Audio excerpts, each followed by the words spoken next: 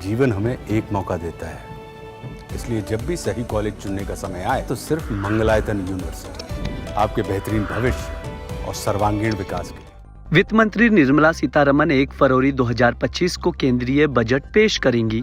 जैसे जैसे बजट की तारीख करीब आ रही है, टैक्स पेयर्स के मन में इनकम टैक्स में छूट को लेकर उत्सुकता बढ़ती जा रही है। उन्हें उम्मीद है कि इस बार वित्त मंत्री निर्मला सीतारमण टैक्स स्लैब में बदलाव कर उन पर पड़ने वाले टैक्स के बोझ को कम करेंगी। हालांकि उनकी उम्मीद पूरी भी हो सकती है। कई मीडिया रिपोर्ट्स के मुताबिक सरकारी सूत्रों ने आगामी केंद्रीय बजट 2025-2026 में टैक्स रिजीम में बड़े बदलाव के संकेत दिए हैं, जैसे 10 लाख रुपए तक की सालाना इनकम को टैक्स फ्री करना और 15 लाख से 20 लाख रुपए तक की इनकम के लिए एक नया 25% का टैक्स स्लैब पेश करना है। माना जा रहा है कि कंजम्पशन बढ़ाने के लिए सरकार इनकम टैक्स में कमी कर सकती है। जैसा कि आप सब जानते हैं कि बजट 1 फरवरी 2025 को पेश होने वाला है, तो सबके दिमाग में एक ही ख्याल, एक ही सवाल है कि इससे क्या मिडिल क्लास को क्या मिलने वाला है। तो जैसा कि आप देखेंगे आजकल सारे न्यूज़पेपर में सब जगह एक ही खबर है कि शायद 15 लाख तक की इनकम वालों को कुछ छूट मिल सकती है। तो आइए हम उसके बारे में ही बात करेंगे कि उनको क्या छूट मिल सकती है।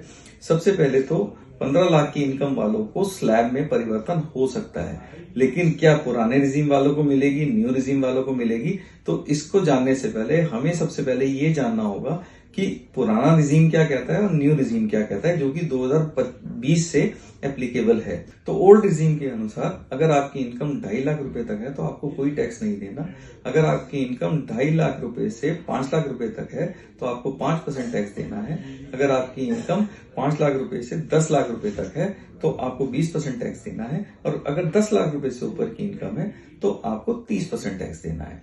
अगर इसमें 15 लाख रुपए तक की इनकम है तो आपको करीब 2,02,500 रुपए का टैक्स पड़ता है। अब इसके विपरीत, इसके कंपैरिजन में अगर हम न्यू रिजीम की बात करें तो न्यू रिजीम में अलग अलग स्लैब बने हैं, जो कि 5% से शुरू होते हैं और 30% पे खत्म होते हैं। जैसे कि अगर आपकी 3 लाख रुपए तक की इनकम है तो 3 लाख रुपए तक की इनकम पे आपको कोई भी टैक्स नहीं देना है। 3 से 7 लाख रुपए तक की इनकम है तो आपको 5% टैक्स देना है। 7 लाख रुपए से 10 लाख रुपए तक की इनकम है तो आपको 10% टैक्स देना है। 10 लाख रुपए से 12 लाख रुपए तक की इनकम है तो 15% टैक्स देना है। और 12 से अगर 15 लाख रुपए तक की इनकम है तो 20% टैक्स देना है। और अगर 15 लाख रुपए से ऊपर की इनकम है तो आपको 30% टैक्स देना है।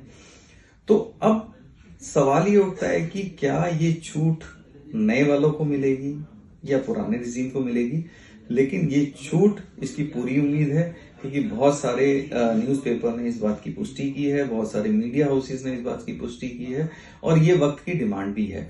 तो अगर हम देखें, अगर न्यू रिजीम की बात करते हैं, क्योंकि करीब 72% लोगों ने, अगर जितनी रिटर्न फाइल हुई थी उसमें से 72% लोगों ने न्यू रिजीम को ऑप्ट किया था। इसका मतलब कि सब लोगों की चॉइस न्यू रिजीम है, क्योंकि न्यू रिजीम में ही हमें टैक्स का फायदा होता है। अगर नेट अगर देखें, ओल्ड रिजीम में अगर हमारा टैक्स जो बनता है वो 2,02,500 बनता है, सेम 15 लाख पे।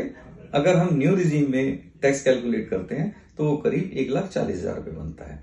तो इस हिसाब से न्यू रिजीम में ही फायदा है। अब क्या क्या फायदे होने वाले हैं? क्या कोई स्लैब में परिवर्तन होगा, क्या कोई परसेंटेज में परिवर्तन होगा, या किसी भी तरह से परिवर्तन होगा जिससे कि उनको छूट मिल सकती है? जिस तरह की खबरें आ रही हैं या जो जैसा लग रहा है उसमें से ये लग रहा है कि जैसे अगर पहला स्लैब 0 से 3 लाख रुपए तक कोई टैक्स नहीं है, उसको बढ़ा के या तो 0 से 4 लाख किया जा सकता है या 0 से 5 लाख किया जा सकता है। और बीच के एक स्लैब को भी खत्म किया जा सकता है। जैसे 0 से अगर 4 लाख पे हम देखें तो 0 से 4 लाख पे सपोज नील टैक्स होता है तो 4 से 9 लाख का एक स्लैब बनाया जा सकता है, जो कि पहले 3 से 7 लाख का था। या 9 से 12 का दूसरा स्लैब होगा, 12 से 15 का होगा और 15 से ऊपर होगा। इसके बीच में एक स्लैब को हो सकता है खत्म भी कर दे, जो 15% का स्लैब है, जो कि 10 से 12 लाख रुपए तक की इनकम पे 15% का था, उसको भी खत्म किया जा सकता है। या ऑप्शन 2 ये हो सकती है कि 0 से 5 लाख तक टैक्स को खत्म कर दें, उसके बाद 5 से 9 लाख, 9 से 12, 12 से 15 लाख और 15 से ऊपर। तो अगर हम तीनों स्लैब को ही कंपेयर करेंगे तो इसमें से अगर अभी जो स्लैब चल रहे हैं उसके हिसाब से 1,40,000 रुपए टैक्स बैठता है। ऑप्शन 1 में अगर हम जाएंगे, जो कि 0 से 4 लाख नील था, उसमें करीब 1,10,000 रुपए टैक्स बैठेगा।